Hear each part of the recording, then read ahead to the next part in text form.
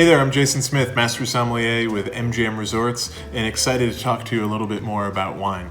So today we're going to talk a little bit about food and wine pairing, and specifically how a lot of people think too much about singly the main protein on the dish, and they leave out all the accompaniments, or in this case, they leave out and don't think about the sauces that they're going to be serving it with. So if I had chicken, I asked a lot of people what they would pair with it.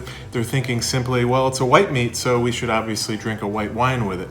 That is not the case. It also depends on the sauce that you're serving it with. So, and we don't need any comments about my handwriting, please.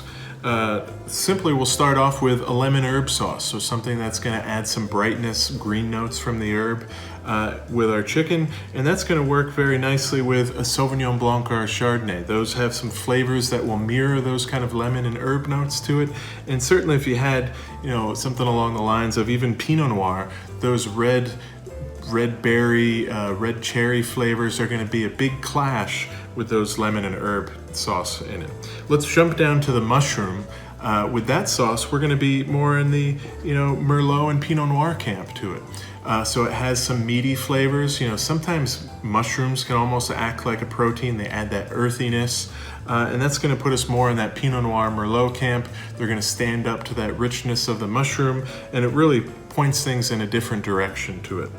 Next, if we go to the barbecue sauce, so what's unique about a barbecue sauce? It often is going to have some sweetness to it, more richness.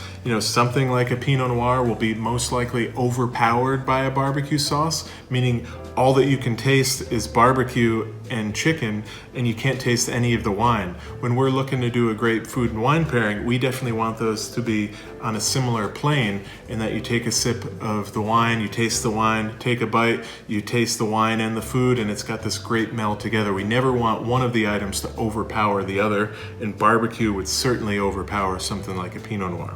So with barbecue, we want something that's going to be richer, fuller embodied, but also jammy, fruity.